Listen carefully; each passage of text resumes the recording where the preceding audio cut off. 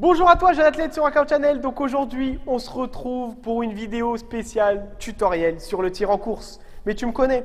Avant de rentrer dans ce fameux vif du sujet, je vais t'expliquer à quoi ça sert de le maîtriser. Parce que tu me connais, je te lâche pas des informations comme ça. J'essaie de t'expliquer, t'apprendre des choses.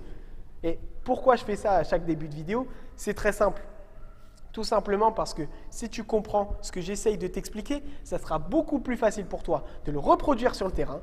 Et la deuxième raison, c'est que si tu comprends ce que je te dis, tu seras d'autant plus motivé à vouloir bien faire les choses et bien faire ce que je t'explique. Maintenant, on peut passer au vif du sujet. Pourquoi c'est important de maîtriser le tir en course? La première raison, c'est que c'est un tir à haut pourcentage. Et là, tu me dis, oh, haut pourcentage, mais qu'est-ce que ça veut dire exactement? Je t'explique. Un tir à haut pourcentage, c'est un tir qui est beaucoup réussi. Et je te le rappelle, au basket, l'important, c'est de marquer des paniers. Et pourquoi le tir en course, il est beaucoup réussi? L'une des raisons principales, c'est que c'est un tir proche du panier. Et il est très intéressant de maîtriser ce tir parce que tout simplement, c'est un tir qu'on peut maîtriser, je dirais peut-être pas plus facilement, mais plus rapidement qu'une bonne adresse avec un bon tir extérieur. Donc maintenant, je vais te passer les consignes techniques et importantes pour que tu puisses maîtriser ce fameux tir en course. On abordera la première partie de cette vidéo sur les appuis du tir en course.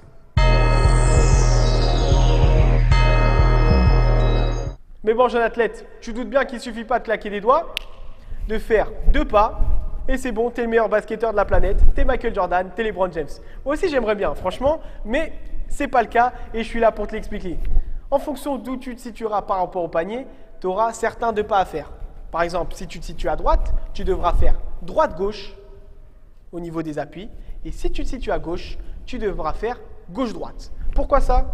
Suis-moi. Donc jeune athlète, si tu es bien concentré et si tu as bien entendu ce que je viens de dire juste avant, tu comprends que je viens de te dire qu'à droite du panier, on pose d'abord l'appui droit, puis l'appui gauche pour pouvoir monter et marquer ce fameux panier. Et là, tu vas te demander pourquoi. Moi, je vais te dire pourquoi. C'est très simple, parce que si tu répètes ce schéma d'appui, donc d'abord le droit, puis le gauche pour pouvoir monter et marquer ce panier, tu seras dans les meilleures dispositions pour pouvoir le marquer, ce fameux panier. Parce que oui, c'est ce qui nous intéresse au basket, je le répète. Aller marquer un petit panier, toi tu seras content, ton coach il sera content et ton équipe il sera content. Imagine, tu marques un petit panier là, au buzzer, à la dernière seconde comme ça. Parfait, non? Et oui, le principal intérêt justement d'utiliser les bons appuis, je dirais au bon moment, c'est tout simplement d'être équilibré. Parce que tu le verras après dans la vidéo, au tir en course, ce n'est pas que les appuis, c'est également tout le corps. C'est tout le corps qui travaille pour aller marquer ce fameux panier.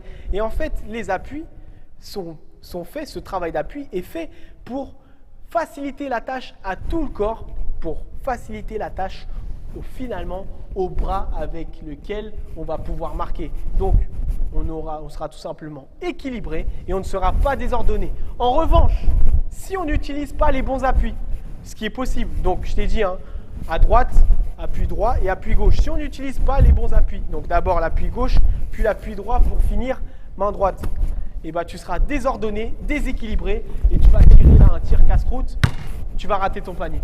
Donc maintenant, on va voir une série de petits exercices que tu peux faire pour t'améliorer justement dans ta prise d'appui de double pas et justement pour travailler tes appuis pour marquer ces fameux paniers. L'exercice qui te permettra de maîtriser les appuis du tir en course est très simple. Il faut que tu te situes environ à 3 pas du panier à 45 degrés. Une fois que tu es en place, sans dribbler, tu vas faire les 2 bons appuis pour aller marquer ton panier. L'objectif de cet exercice, c'est de se concentrer sur les bons appuis à mettre en place pour être équilibré et confortable lors du tir. Une fois que cet exercice est maîtrisé, on peut rajouter le dribble.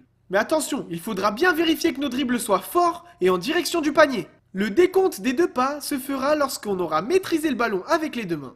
Maintenant, on va passer à la transition des appuis vers le haut du corps sur le tir en course.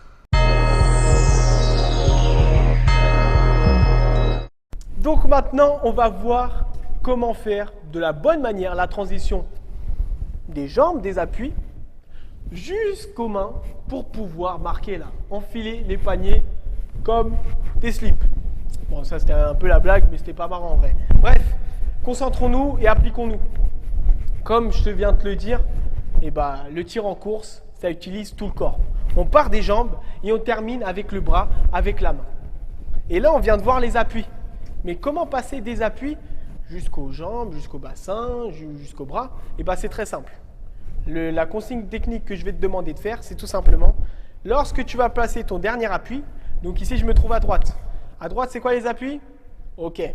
Droite, gauche. Donc là, ça va être cet appui qui va être touché en dernier le sol.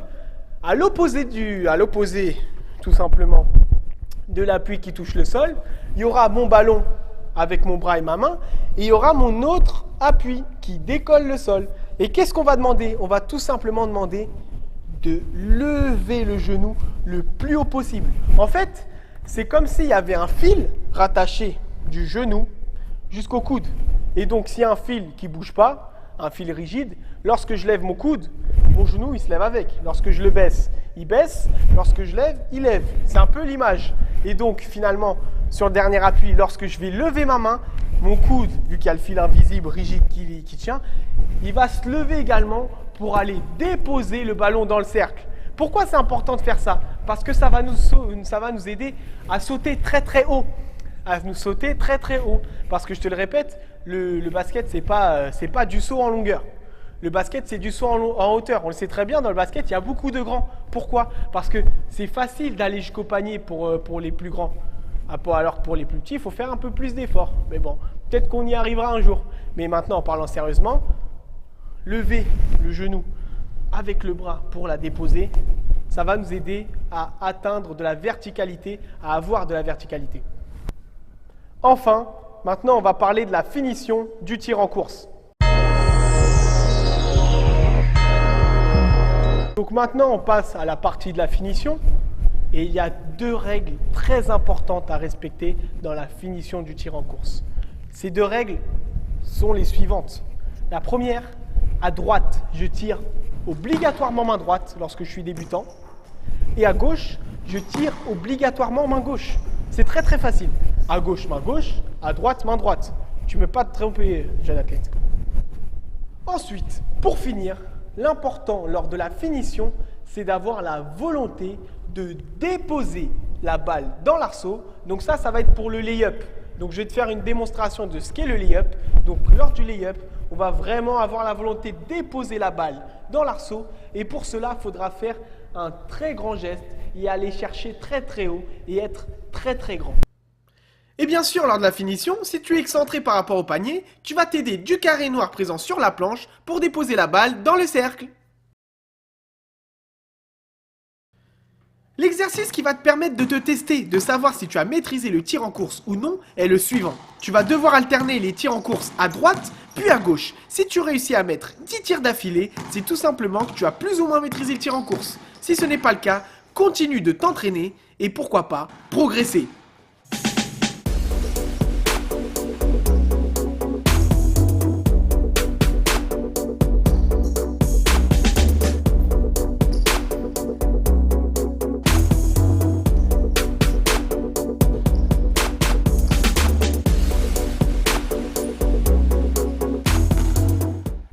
Bon, jeune athlète, j'espère que tu as vraiment aimé cette vidéo sur le tir en course, que tu en as appris des choses. Peut-être que parfois tu pensais l'avoir maîtrisé et que tu as quelque chose que je t'ai dit qui t'a dit « Ah bon, en fait c'est comme ça ». C'est mon but. Et pour les débutants, j'espère vraiment que vous avez mieux appréhendé qu'est-ce que le tir en course et que vous avez commencé à marquer des paniers, parce que c'est l'important. Bref, on se dit à la prochaine pour de nouvelles vidéos préparation physique et basket. Ciao l'athlète.